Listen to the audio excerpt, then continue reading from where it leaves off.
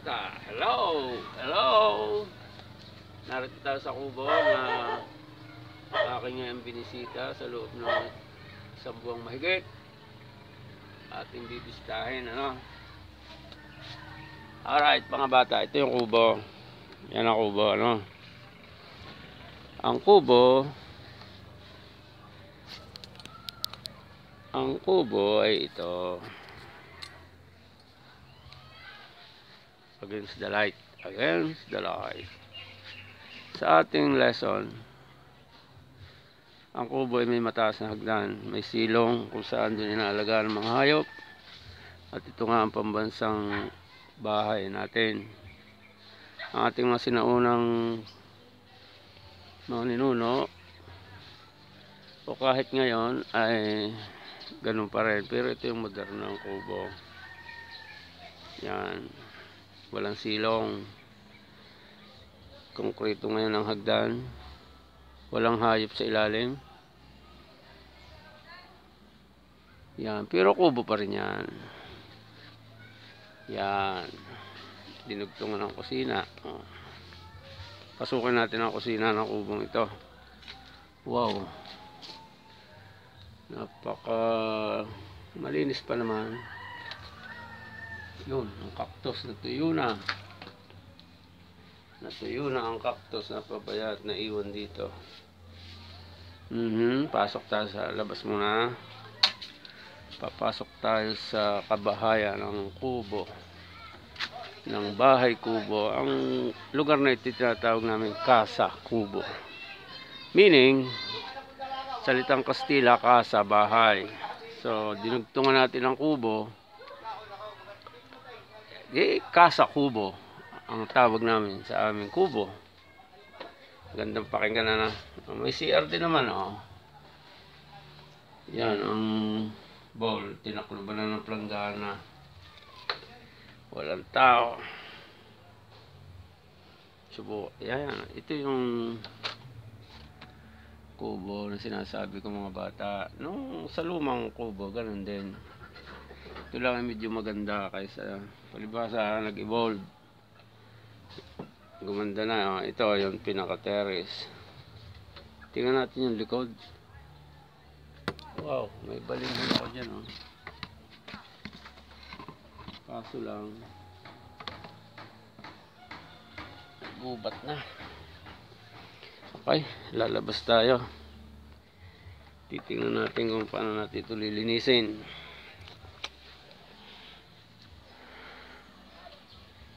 Ang bidyong ito ay para sa eskwela ko lang, ano. Pero kung gusto niyo panoodin, okay lang. Ito yung art ni Sir. Nagubat na rin ang mayana. Ang fountain ay hindi na gumagana. Ang banga ay banga pa rin. Banga, ayan. Hindi siya na itumba ni Rolly at ng bagyong Ulysses. Aahasin na ito, oh. Yun, daming ibon. Nagsipagtaguan na sa likod. Yan ay arts ng lolo. Yari yan sa styro. Yan. Pasamantalang nasa likod. Kasi baka masira. Wow. Ganda ng sikat ng araw. Okay, ito ang problema ngayon, mga bata. Naggubat. Napabayaan. Walang tumitira. Walang nangangalaga. Yan ang amarilyo. Yan ang mga tiyong dahon, oh. Ito yung balag. Dito kami nagtitipon lagi. Dito kami kumakain ng hapunan. Dito kami nagkakainan. Yan ang problema. Mga busy ngayon ang pamilya. Wala na nakakadalaw sa kubong ito. Yan, ginawa ng bilada ng damit ng kapitbahay, oh. Okay lang, walang problema dyan.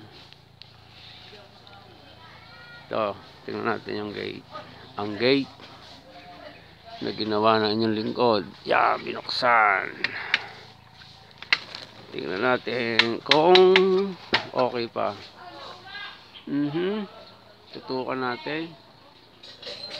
Hindi na mabasa. Casa Cubo de la Roca.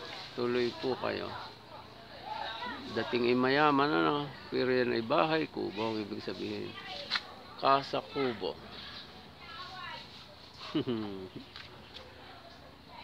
Hindi yung Casablanca, ha?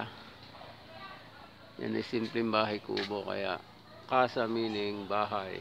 Kubo, kaya Casa Cubo. Ito yung dingding. Dingding, bakod. Alright. Pasok ulit tayo at tayo magsisimula na.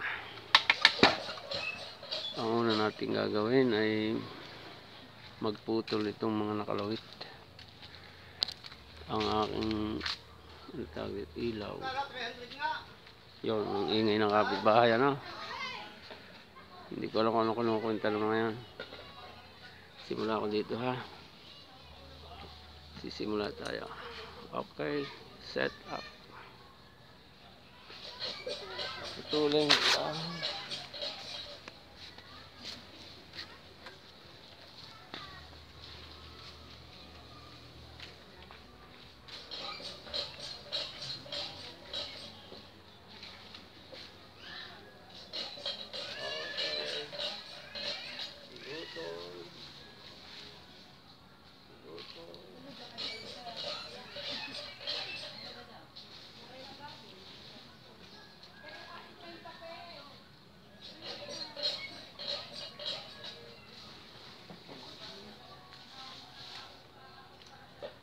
Baging putol.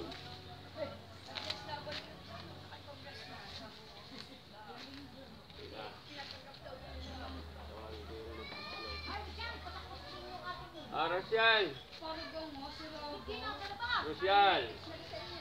Kala ko dadala mo ko ng itlog. Hindi, kakait lang ako. Pinadadala ko kay Ineng. Kakoy mo may talgin nyo. Rosyal, papasok naman. Salamat.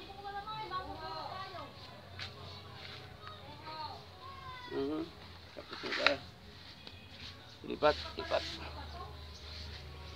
Lipat. Mamaya, mainit na pala.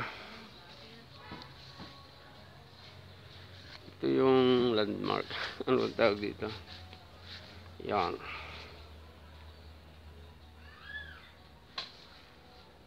Silipin natin ulit ang likod. Baka makakakita tayo ng ahas. Oh, ito yung kangkong at saka kamote. Naglahok na ang saging. Yan.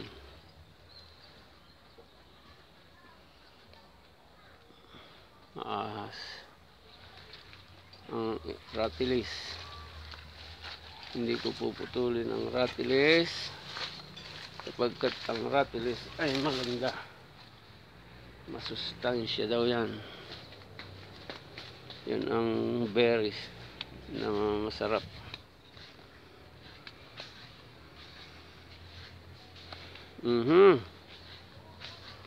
Simula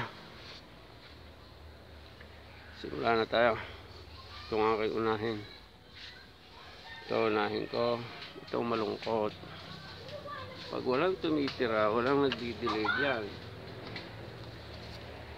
Tuyo ang mais-maisan.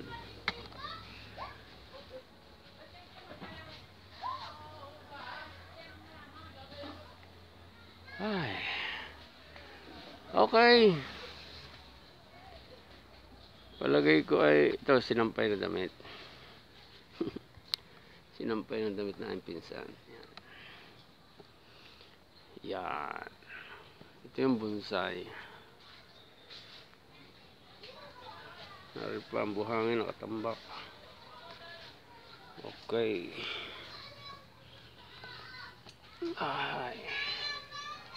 Dito kami kumakain dyan. Hello.